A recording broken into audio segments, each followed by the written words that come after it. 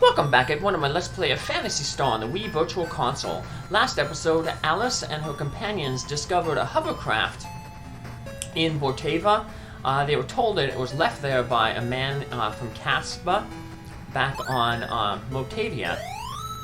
He didn't think it worked, so he just left it there.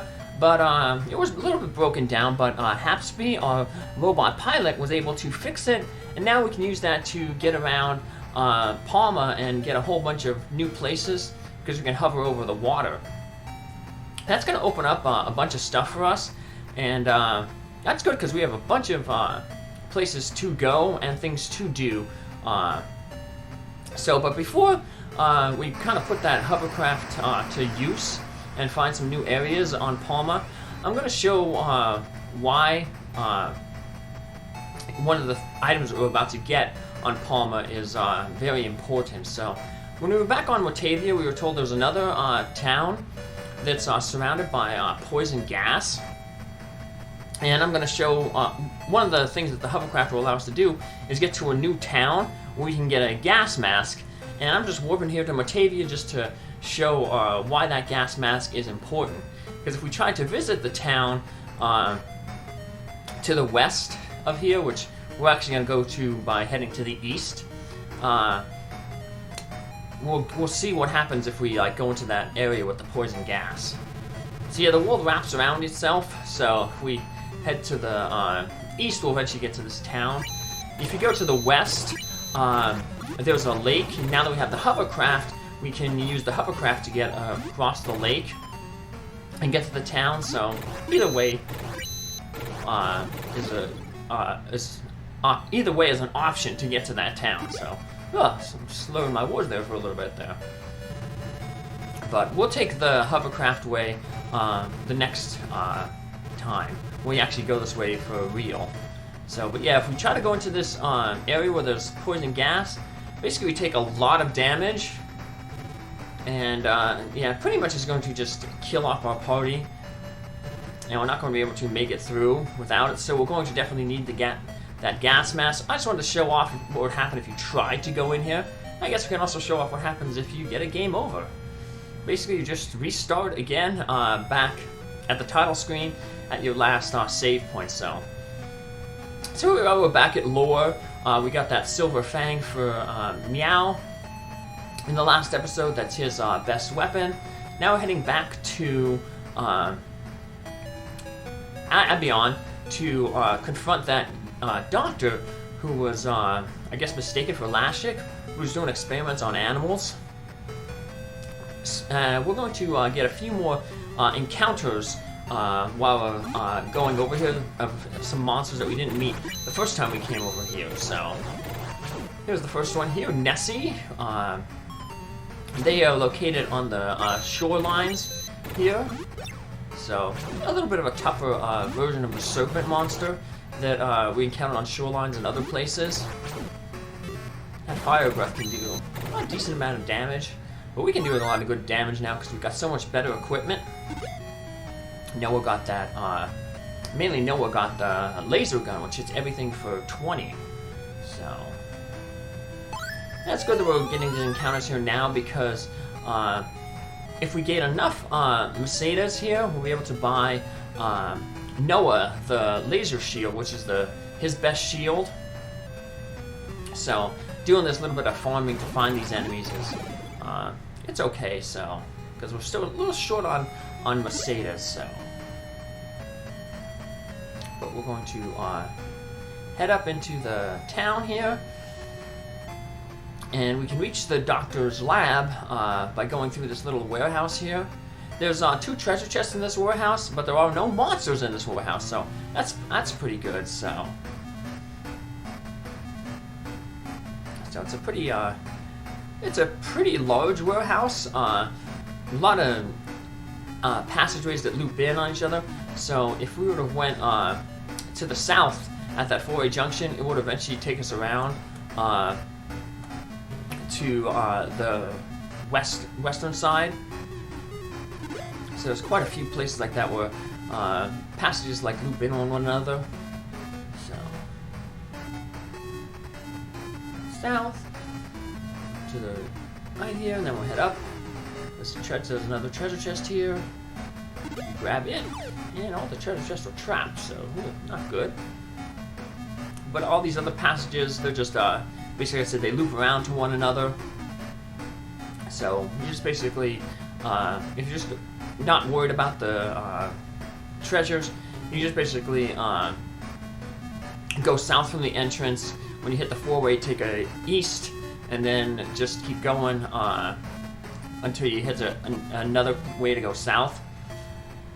And then just follow that southeast passageway. So let's do a quick save here because we're about to fight this mad doctor, and we've learned that he was experimenting on animals. And he says, "Hey, give us the cat." And if we give him the cat, Myau, then he basically kills Myau before the fight. So we obviously don't want that to happen. So I just wanted to show that off. If you say yes to him when he says, "Give me the cat," he will kill Myau, and you'll have to fight him without Myau. So we're just going to, like I said, reset. Just showed that off. Now we're going to heal ourselves up and head in to fight the doctor here, the mad doctor. So we tell him no, and he says he's going to kill us anyway. So you see this guy drops the Laconian pot. It's probably the same Laconian pot that we got at the beginning of the game. Remember, we sold it on Motavia in Pasea to that one guy for Myau, and then we went back to him and he said that he sold it to a doctor. So I guess he sold it to this doctor here because we're going to get it back from him once you defeat him. And one thing you can do, it goes along with the easy way to cheese Medusa, is this guy's actually susceptible to the rope spell, which Alice has, which ties him up and prevents him from acting. So I was able to use that, and then he pretty much wasn't able to hurt me much.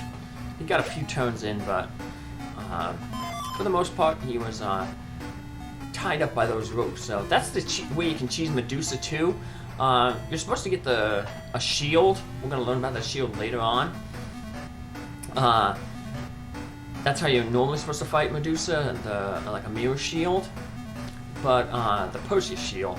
But you could, once you have the rope spell, you could go to Medusa and hopefully have Alice go before Medusa and have her cast the rope spell and hope that it keeps Medusa bound.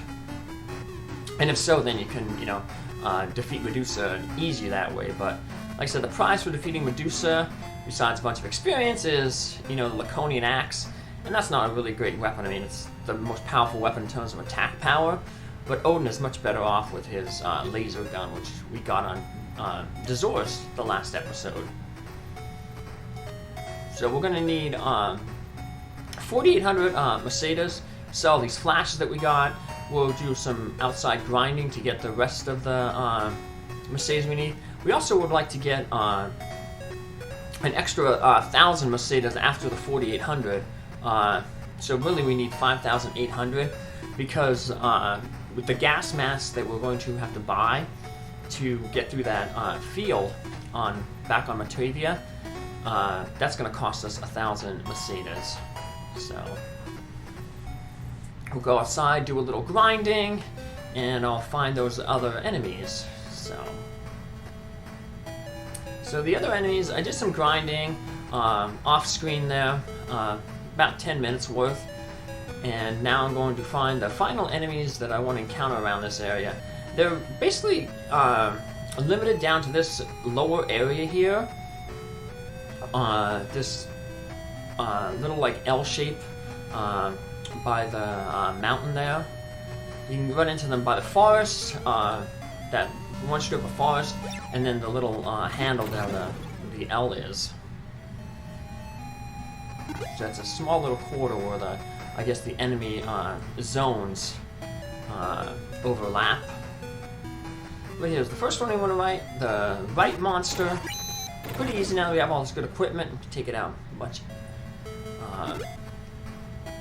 quicker than if we would have encountered the first time. But the main tough enemy that we were lucky to avoid was there's these giant enemies. And They actually give some pretty good macetas.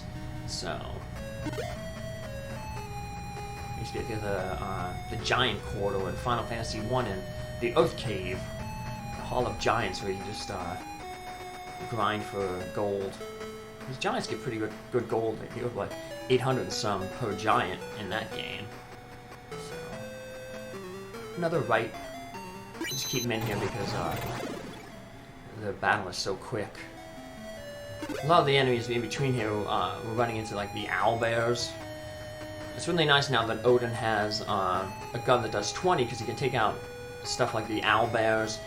There's a few of those wing eyes that have 11 hit points, where before he had the heat gun, he'd only do 10, and then I'll be left with like 1 hit point. So now he can take out those pretty easily with just 1 shot. And here's the giants that we wanted to run into. So not too bad. So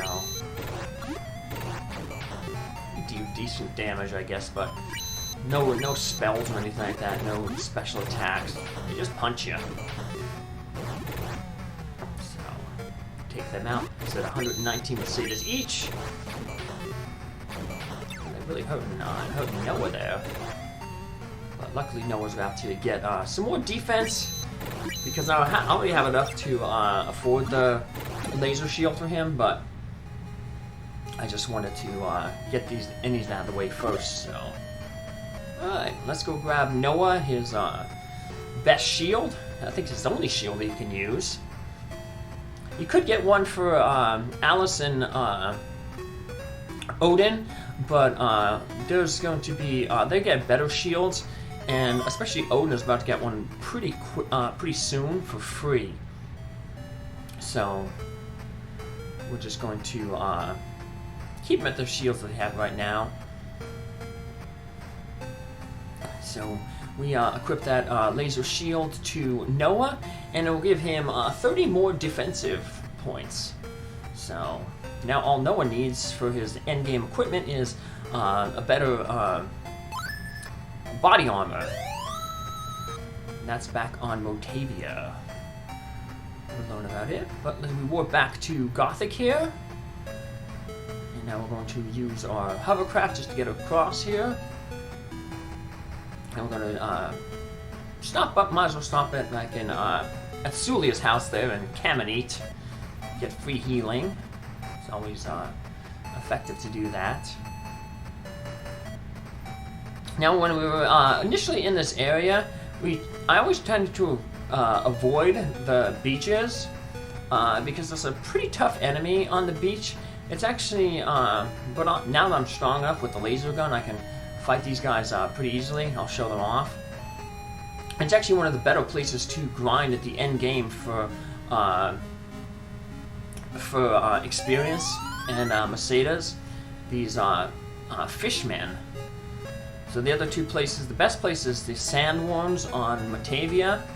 Then these guys, and then there's a serpent type enemy in one of the final dungeons, in the penultimate dungeon, that you can just walk in and out. It's a set encounter.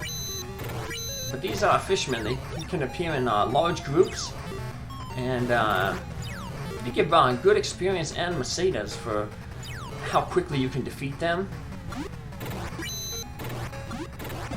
So yeah, we're getting 44 experience there relatively quickly. I mean, and decent money too. Yeah, we're getting toward the end game, but there are still a few things that we need to buy with money. So, like I say, we need that 1,000 for the gas mask coming up, and we're also going to have to buy another vehicle eventually when we go back to start exploring Dezoris, the ice planet. So, let's depart here. And we're in a new village here. Long ago I saw a giant rock float through the sky. Alright. Welcome to Drasgow, a small town on the ocean.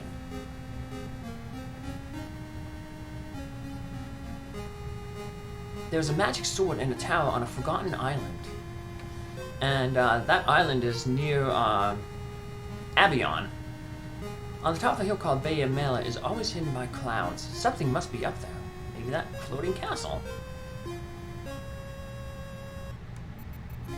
You are daring to have found your way here, even though the sea lanes were closed to ships. And this is the warehouse we got to go into to find the shop where we can buy the gas mask. So I'm just a few Mercedes short on that, so I'll get into a battle. I'm like 20 some Mercedes short, so I'll get into a battle, and then I'll come back in the next episode to go grab that gas mask. Take care, have a good one. See you then. Bye.